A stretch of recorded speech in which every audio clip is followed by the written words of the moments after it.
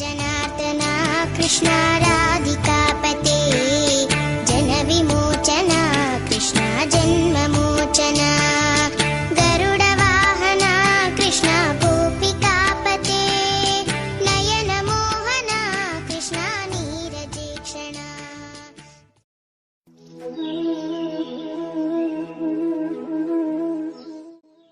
Poor நன்முறையில் நாட்டை ஆண்டு நன்மக்களை பெற்றெடுத்தான்.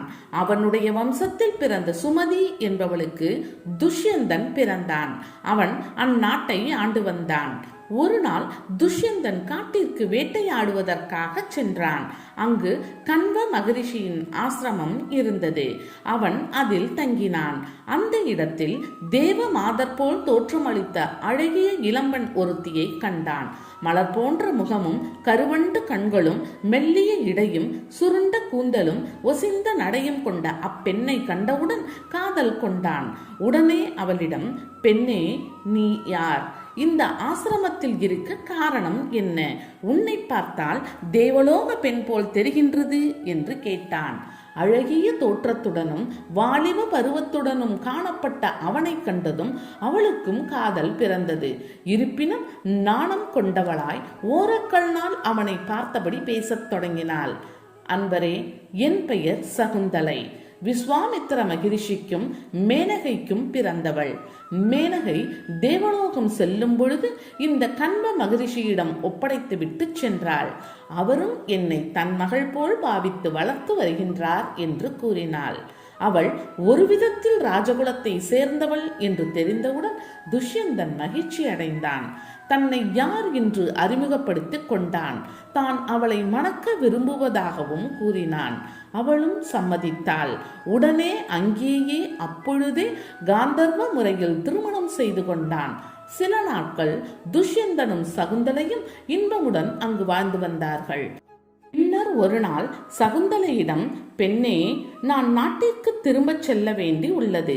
அங்கு சென்றவுடன் என் பரிவாரங்களை முறைப்படி அனுப்பி உன்னை அரண்மனைக்கு அழைத்துக் கொள்கின்றேன் என்று கூறினான். துஷ்யந்தன் சொன்னது சகுந்தலைக்கு வருத்தமாய் இருந்தது. இருப்பினும் சம்மதித்தாள். அவளிடம் விடைபெற்று கொண்டு அவன் அரண்மனைக்கு திரும்பினான். அரண்மனைக்கு சென்ற அவனுக்கு ஒரு ரிஷியின் சாபத்தால் காட்டில் நடந்த யாவும் மறந்து போயிற்று. சகுந்தலையை அறவே மறந்தான். இதனிடையில் சகுந்தலை கருவுற்றாள். வெளியில் சென்றிருந்த கண்வ மகரிஷி ஆசிரமத்திற்கு திரும்பியவுடன் நடந்ததை அறிந்தார். அப்பொழுது அவளுக்கு அழகிய ஆண் குழந்தை ஒன்று பிறந்தது. அது பகவத அம்சம் பொருந்தியது என்பதை உணர்ந்த கண்வர் அதற்கு பரதன் என்று பெயர் சூட்டினார். நீண்ட நாட்கள் ஆகியும் கணவன் கூறியபடி பரிவாரங்களை அனுப்பாததைக் கண்டு சகுந்தலை கவலை கொண்டாள். ஒவ்வொரு நாளும் அவர்களை எதிர்பார்த்து ஏமாந்தாள். எனவே தன் மகன் பரதனை அழைத்து கொண்டு அரண்மனைக்கு சென்றாள். துஷ்யந்தனுக்கு அவர்களை யார் என்றே தெரியவில்லை. சகுந்தலை பழைய நிகழ்ச்சிகளை கூறி தன்னையும் தன் மகனையும் ஏற்றுக்கொள்ளும்படி வேண்டினாள். துஷ்யந்தன் செய்வது அறியாது திகைத்தான். அப்பொழுது வானத்தில் அசரீரி ஒன்று தோன்றியது. அரசே, உன்னுடைய மனைவி சகுந்தலை கூறுவது அத்தனையும் உண்மை. அவர்களை நிராகரிக்க வேண்டாம். இந்த பரதன் தான் உன்னுடைய வம்சத்தை விருத்தி செய்ய போகின்றான் என்று கூறியது. அதை கேட்ட பின்னர் துஷ்யந்தன் சகுந்தலையையும் பரதனையும் ஏற்றுக்கொண்டான். தன் மனைவியுடன் இன்பமாக வாழ்ந்தான். பரதன் சகல கலைகளையும் கற்றுத் தேர்ந்தான். துஷ்யந்தனுக்கு பிறகு பரதன் நாட்டை ஆண்டான். மிக பெரும் சக்கரவர்த்தியாக விளங்கினான். பல தானங்களை வழங்கினான். பல அஸ்வமேத யாகங்களை செய்தான். அவனுடைய ஆட்சியே மேலான ஆட்சி என்று உலக மக்கள் கொண்டாடினர். பரதன் 3 மனைவியரை மணந்து கொண்டான். விதர்ப்ப நாட்டு மன்னனின் பெண்கள் அவர்கள். நீண்ட நாட்களாகியும் அவர்களுக்கு புத்திர சந்ததி இல்லாமல் இருந்தது. பின்னர் 3 கருவுற்று 3 பிள்ளைகளை பெற்றெடுத்தனர். அப்பிள்ளைகள் சம்சார பந்தம் நீங்கியவர்களாய் இருப்பதை பார்த்த பரதன், இவர்கள் என் பிள்ளைகள் இல்லை என்று கூறி நிராகரித்து விட்டான். தன்னுடைய கணவனின் அன்பு குறைந்து விடுமோ என்று அஞ்சிய அப்பெண்கள் தத்தம் குழந்தைகளை தாமே கொன்றுவிட்டனர்.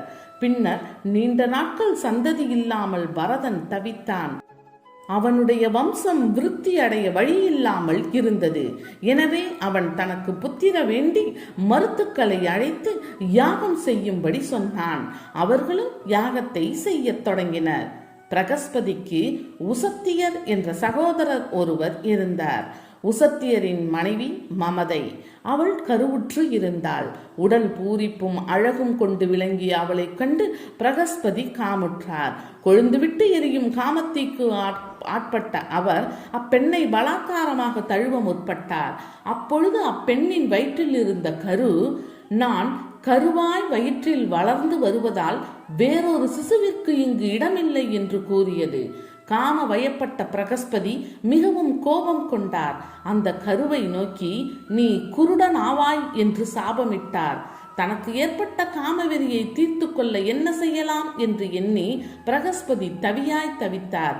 பின்னர் பலாத்காரமாய் அந்த மமதையை சேர்ந்தார். அப்பொழுது அவள் வயிற்றில் இருந்த கரு அவருடைய வீரியத்தை காலால் உதைத்தது. உடனே வீரியம் வெளிப்பட்டு பூமியில் விழுந்தது.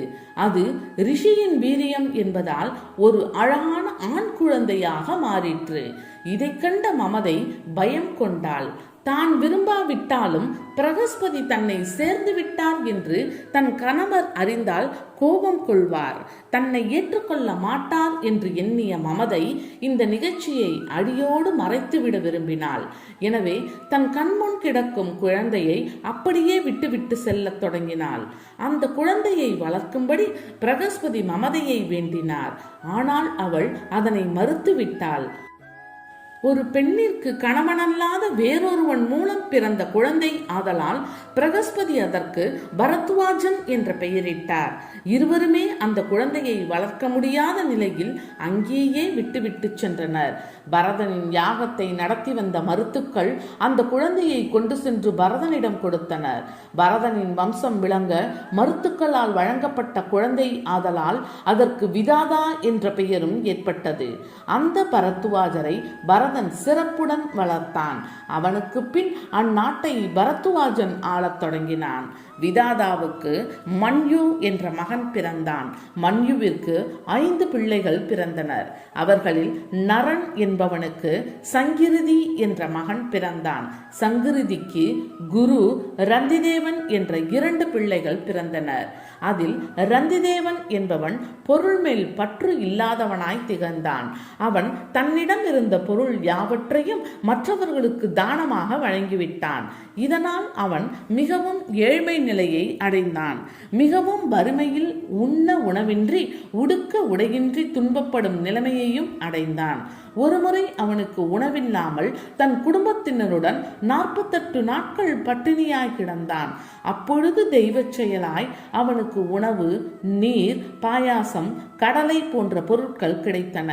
அதை குடும்பத்துடன் அவன் உண்ண முற்பட்ட பொழுது ஓர் அந்தணன் அங்கு அதிதியாய் வந்தான். ரந்திதேவன் எல்லா உயிர்களிடத்திலும் பகவானை காணும் இயல்புடையவன் என்பதால் தன்னிடம் உள்ள உணவில் ஒரு பகுதியை அந்த அந்தணனுக்கு வழங்கிவிட்டான். மீதமுள்ள உணவை உண்ண எத்தனித்தான். அப்பொழுது அங்கு வந்த கீழ்மகன் ஒருவன் பிச்சை வேண்டி நின்றான். உடனே எந்தவித யோசனையையும் செய்யாமல் கையில் இருந்த உணவை அவனுக்கு அளித்து விட்டான். தற்பொழுது குடிப்பதற்கு கொஞ்சம் தண்ணீர் மட்டுமே இருந்தது. அதை குடிக்க ரந்திதேவன் முயன்ற பொழுது அங்கு ஒரு சண்டாளன் வந்தான். தனக்கு குடிக்க தண்ணீர் வேண்டும் என்று கேட்டான். அவனுடைய தீனமான குரலை கேட்ட ரந்திதேவன் தண்ணீரை அவனிடம் கொடுத்து விட்டான். குடிக்கவும் நீரில்லாத நிலையிலும் ரந்திதேவன் வருத்தம் அடையவில்லை. சொர்க்கம், மோட்சம் போன்றவை கூட வேண்டாம், பசித்து வருபவர்களுக்கு இல்லை என்று சொல்லாமல் இருக்க உணவு மட்டும் இருந்துவிட்டால் போதுமானது. உணவு பெற்று உண்பவர் அடையும் மகிழ்வை காண்பதை விட வேறு எதிலும் எனக்கு ஆனந்தம் இல்லை என்று எண்ணினான். அப்பொழுது தேவர் மூவரும் அவன் முன் தோன்றினர். பிரம்மா முதலிய அவர்கள் ரந்திதேவனை சோதனை செய்வதற்காகவே 3 வடிவங்களில் வந்தவர்கள். அவர்கள் அவனுடைய கொடைத்தன்மையையும் பக்தியையும் பாராட்டிவிட்டு சென்றனர். அதன் பின்னர் அவர்களின் அருளால் அவன் சகல செல்வங்களையும் பெற்று எல்லோருக்கும் வழங்கி பெருமையுடன் வாழ்ந்தான். தர்மத்தை காத்து வாழ்ந்து பெரும் கீர்த்தியை பெற்றான். பின்னர் பகவானின் பரம பக்தனாகி அவருடைய பரமபதத்தை அடைந்தான். பரத வம்சத்தில் தோன்றிய ஹஸ்தி என்பவன் ஹஸ்தினாபுரத்தை நிறுவினான். அவன் வம்சத்தில் தோன்றியவனே குரு. குருவின் வம்சத்தில் திலீபர் என்பவர் தோன்றினார். திலீபருக்கு 3 பிள்ளைகள் பிறந்தனர். தேவாபி, சந்தனு, பாக்லீகர் என்பதே அவர்களின் பெயர். அவர்களின் மூத்தவரான தேவாபிக்கு நாட்டை ஆள்வதில் விருப்பமில்லாமல் காட்டிற்கு தவம் இயற்ற சென்று விட்டார். பின்னர் 2வது மகன் சந்தனு நாட்டை ஆளத் தொடங்கினான். அவன் நாட்டை ஆளும் பொழுது 12 ஆண்டு காலம் மழையே பொழியவில்லை. எனவே அவன் அந்தணர்களை அழைத்து இதற்கு என்ன காரணம் என்று கேட்டான். அதற்கு அவர்கள், மூத்தவருக்கு ராஜ்யம் இல்லாமல் போய்விட்டது, தாங்கள் ஆள்வதால் தான் மழை பொழியவில்லை என்று கூறினர். எனவே அவன் காட்டிற்கு சென்றான். தன் அண்ணன் தேவாபியிடம் நாட்டிற்கு திரும்பி ராஜ்ய பரிபாலனம் செய்ய வேண்டும் என்று வேண்டினான். ஆனால் தேவாபியோ சந்தனுவையே நாட்டை ஆளும்படி கூறி தான் தோஷம் உள்ளவன் என்றும் நாட்டை ஆள தகுதியற்றவன் என்றும் அதன் மூலம் முறைப்படி நாடு சந்தனுக்கே உரியது என்றும் தர்மத்தை எடுத்து கூறினான். வேறு வழியில்லாமல் சந்தனு நாட்டை அடைந்தான். அவனுக்குரிய தோஷம் நீங்கியது. நாட்டில் நல்ல மழை பொழிந்தது. மக்கள் சுபிட்சம் அடைந்தனர். பாக்லீகருக்கு குசோமதத்தர் என்ற பிள்ளை பிறந்தார். அவருக்கு பூரிச்சிரவஸ், பூரி, சலன் என்ற 3 புத்திரர்கள் பிறந்தனர். சந்தனுவிற்கு கங்கையிடம் பீஷ்மர் பிறந்தார். அவர் தர்மத்தை அறிந்தவர், பெரு வீரர், போரில் எவராலும் வெல்ல முடியாதவர். பின்னர் சந்தனுவிற்கு சத்தியவதியிடம் சித்ராங்கன், விசித்திர வீரியன் என்ற 2 பிள்ளைகள் தோன்றினர். சித்ராங்கனை கந்தர்வன் ஒருவன் கொன்றான். சத்தியவதி கன்னியாய் இருந்த பொழுது பராசர மகிழ்ச்சி அவள் மூலம் வியாச பகவானை உண்டாக்கினார். அவர் வேதங்களை காப்பாற்றியவர். எனவே வேத வியாசர் என்றும் கிருஷ்ண துவைபாயனர் என்றும் அழைக்கப்பட்டார். பீஷ்மர் காசி மன்னனை போரில் வென்று அவன் பெண்களான அம்பா, அம்பாலிகா என்ற இருவரையும் தன் தம்பி விசித்திர வீரியனுக்கு மணமுடித்து வைத்தார். ஆனால் விசித்திர வீரியனோ சந்ததியின்றி சில நாட்களில் நோய்வாய்ப்பட்டு இறந்து போனான். சத்தியவதி தன் வம்சத்திற்கு வாரிசு வேண்டும் என்று விரும்பினாள்.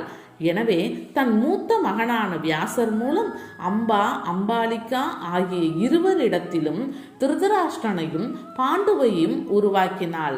ஒரு பணிப்பெண்ணிடத்தில் விதுரரை உண்டாக்கினாள். குருடராக பிறந்த திருதராஷ்டிரனுக்கு காந்தாரி மூலம் 100 ஆண் பிள்ளைகளும் துச்சலை என்ற பெண்ணும் பிறந்தனர். அந்த 100 பேரில் துரியோதனன் மூத்தவன். இந்த 100 பேரும் கௌரவர்கள் என்று அழைக்கப்பட்டனர்.